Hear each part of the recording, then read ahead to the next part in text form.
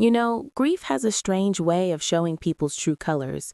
When my husband died, I thought the worst was behind me, but then his parents, the same people who once called me their perfect daughter-in-law, turned on me and my girls like vultures.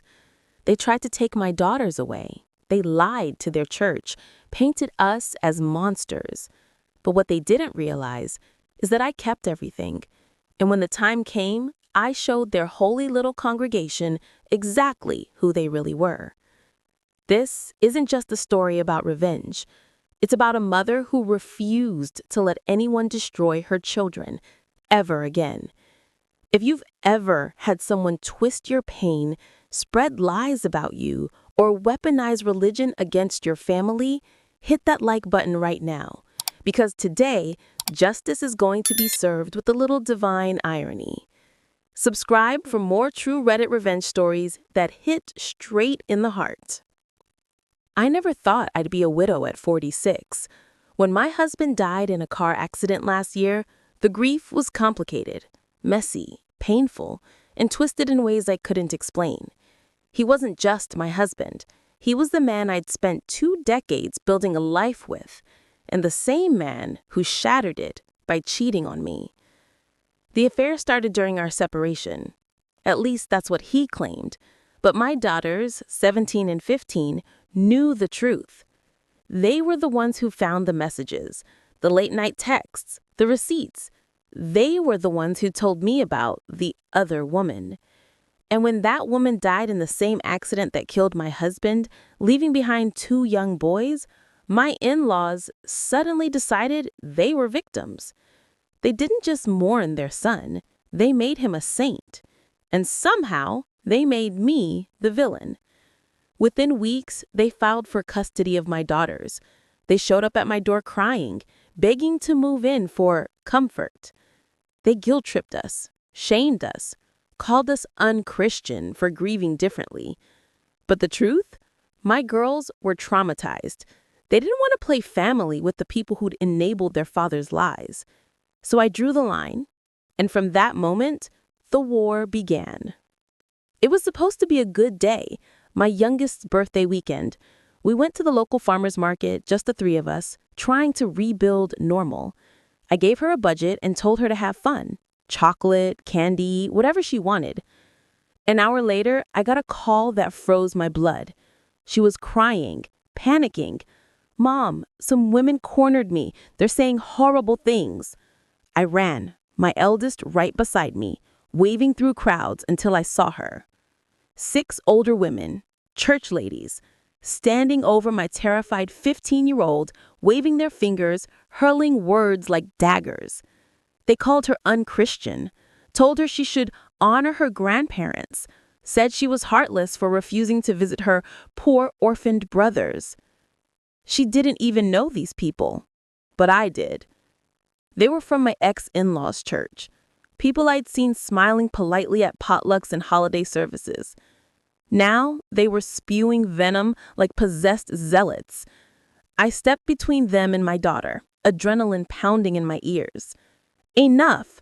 You don't talk to my daughter that way." One woman sneered, "Maybe if you'd been a good Christian wife, your family wouldn't have fallen apart." I told my eldest to take her sister and go to the car. Then I turned back and let years of suppressed rage pour out. I didn't scream, I didn't swear, but I made every single one of them flinch. And when security asked us to leave, I walked out with my head high, 6 angry women trailing me like vultures around a corpse. That night, after tucking my girls in, I did what any protective mother would do. I investigated. A friend from that same church reached out. He told me what was really going on. My ex-mother-in-law had posted a massive sob story on the church Facebook group. Pages of lies, how I'd abandoned her and my father-in-law, how my cold heart kept them from seeing their granddaughters, how my hatred had cost them everything. But that wasn't even the worst part. She claimed the affair partner, the woman my husband cheated with, was actually our surrogate, and that the 2 little boys were biologically my husband and mine's. She told the church I rejected the babies because they were boys. I remember staring at the screen, shaking. It wasn't just a lie. It was character assassination wrapped in Holy Scripture. But the funny thing about that church, they could forgive almost anything except adultery. That night, sitting alone in the dark, I realized something. My ex-in-laws had built their entire false sancthood on one fragile thing, the belief that no one would ever learn the truth. But I had proof. Everything. When my husband died, our divorce wasn't finalized yet. I still had the documents, the texts, the photos, the messages from his parents telling him to be careful so OP doesn't find out. I even printed the messages they'd sent to my daughters, calling them bastards, blaming them for their father's death. Each one went into a beautifully prepared binder, made to look exactly like the church's prayer book. Front cover labeled, "The True Love Story of Ex-Husbands and Affair Partners" name. The first page, a full-color photo of them making out on our couch. Underneath I wrote, "Love knows no boundaries, especially when it's built on lies." That Sunday, I dressed neatly, calmly. My daughter stayed home.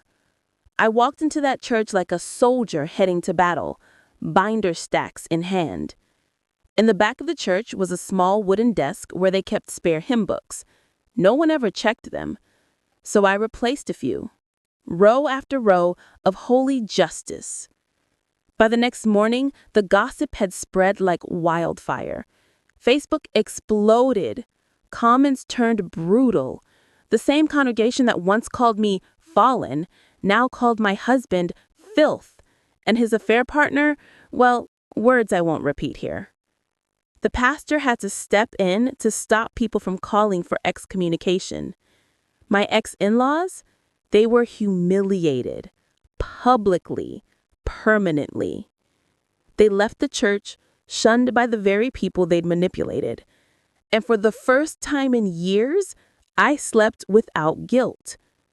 A week later, 2 letters arrived in the mail. Apologies from church members. One even invited my daughters and me back for support. I laughed.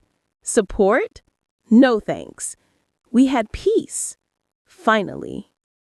My ex-mother-in-law posted one last thing online, a pity post about how no one cares for the elderly anymore.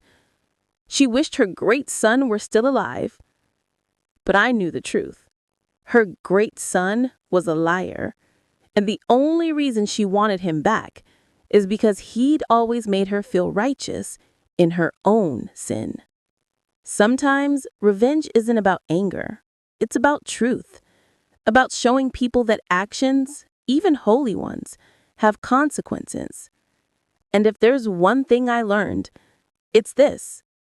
God may forgive liars, but karma? She takes notes. If this story gave you chills, hit that like button and tell me in the comments, what's the most satisfying revenge you've ever seen? Subscribe for more true stories of karma, justice, and emotional redemption. And remember, sometimes silence isn't golden. It's just the calm before divine payback.